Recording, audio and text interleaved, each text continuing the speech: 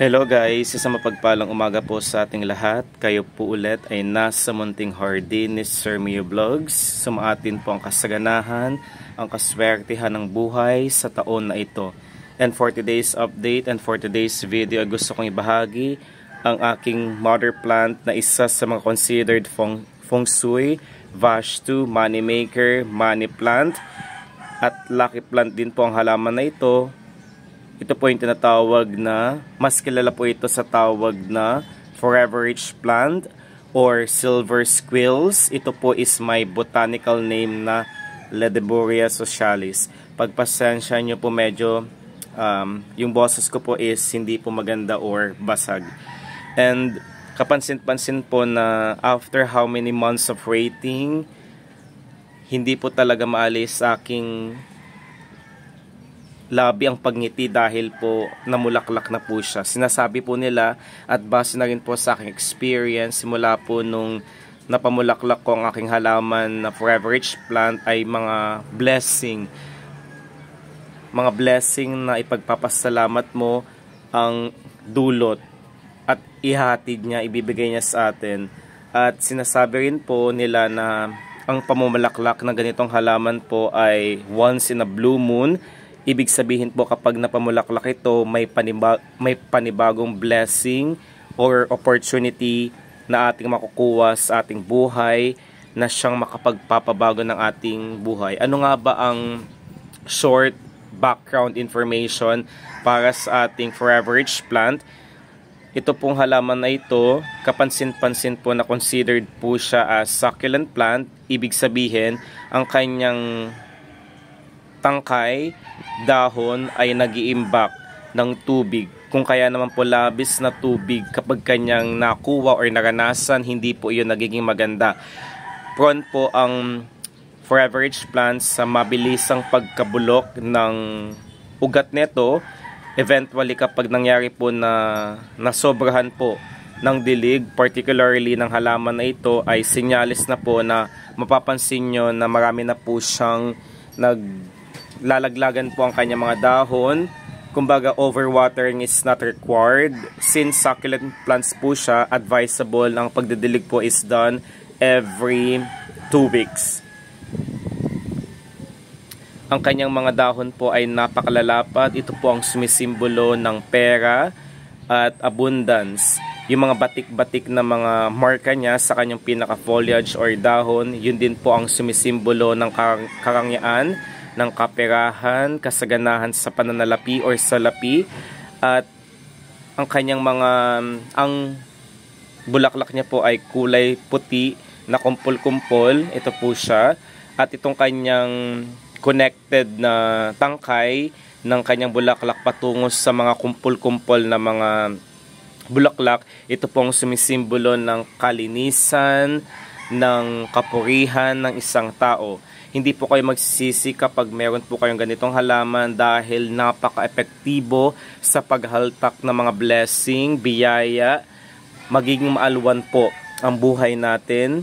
Siyempre po ang mga halaman lamang po ay pawang mga gabay lamang po. Hindi po ibig sabihin na kapag meron po tayong halaman sa bahay ay hindi na po tayo gagawa ng paraan para makamit, agarang masolusyonan, matupad ang ating pangarap. Kumbaga lalakipan po natin ng sipag at tiyaga ang bawat ginagawa po natin. Kapag nagawa na po natin yon, wag na wag din po natin kakalimutang manalangin, ipasa Diyos po ang mga bagay na hindi na po natin kontrolado. Ang mga halaman, particularly na ganitong Forever Rich Plant po, sila po ang nag-aalis at nag-promote, nag-aalis po sila ng mga negative vibes, yung mga negative chi, vibrations, energies na gustong pumasok sa ating bahay ay kanyang tinatanggal. Wag na wag po kayo magpapawala nito, maglagay po kayo sa harapan ng main door nyo, harapan na pintuan ng inyong bahay para doon pa lamang po ay salang-sala na. Ito po ang magsisilbing shield or protection ng ating pamilya sa mga taong gustong gumawa ng hindi maganda. Ito rin po ang nag-eliminate, nagtatanggal, nag-diminish ng evil eye, particularly sa mga taong naiinggit, yung mga palipad hangin, kulam, barang, daot. At kapag meron ka neto sa inyong center, table. Pwede din po siyang gawing center piece attractor. Pumili lamang po tayo ng isang maliit na halaman na kagaya po neto. I'm planning to propagate more of this next week. Ituturo ko po kung paano ang magparami ng ganitong halaman next week dahil may pagbibigyan po ako. Other healthy benefits kapag patuloy siya sa pamumulaklak, patuloy siya sa paglago at pagiging masagana, healthily looking, striking ang kanyang appearance, yun po ang nakapagdadagdag ng ating inspiration, motivation para magampanan natin ang ating trabaho ng matiwasay, ng kaaya-aya, maging productive ang ating workplace kapag meron ka neto sa inyong hanap buhay, sa study table para po doon pa lamang po ito po ang mag-boost ng confidence para sa pag-aaral. At base na rin po sa aking experience simula po nung nagkaroon ako neto ay maraming blessing po ang natanggap ko na hindi po ako mawari, hindi ko po alam kung saan nanggagaling. Basta po wag po tayong makakalimot na alagaan itong halaman na ito ng mabuti at see to it na ang kanyang lupa po ay wag matubig. Gumamit po tayo ng lupa na fast draining and absorbing at mas lalong tatangkad, mas lalong magkakaroon ng maraming supling anak or babies ang ganitong halaman na forever-rich plant kapag ilalagay po natin siya sa isang paso or planter na may malawak na espasyo. I'm also trying my very best to replant or iriripat ko ito sa isang malawak na container. Kung wala po tayong sapat na pera para po makapagpundar or makabili ng mga planters sa Lazada or Shopee, yung pinagbasyuhan ng mineral water, gamitin po natin yon. At ano pa ba ang mga dapat nating malaman sa halaman na ito? Ang halaman na ito ay naghahaltak din po ng mga kasaganahan para maging maaluwan ang buhay. Ay ilalagay po natin siya sa isang portion or lokasyon, especially sa northeast portion ng ating bahay.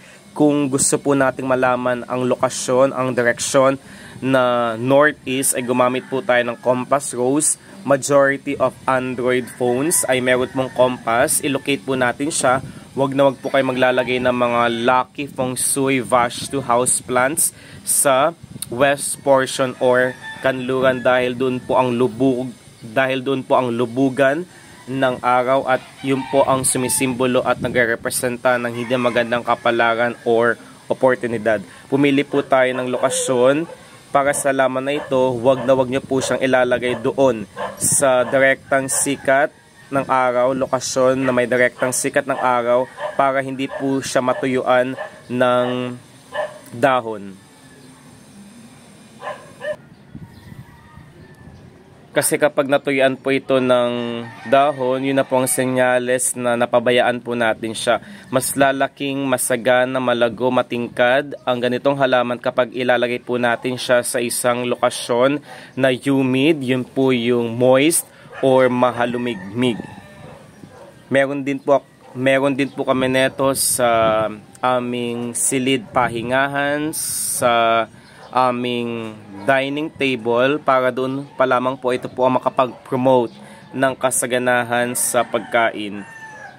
By the way guys, ang halaman na ito ay napakagandang ilagay din po sa inyong negosyo dahil ito po ang naghihikayat ng maraming customers, ng financial stability, ng services para po makilala ang ating negosyo.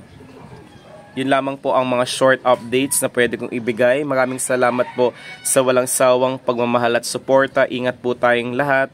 Naway sa lahat ng bagay ang Diyos ay laging papurihan.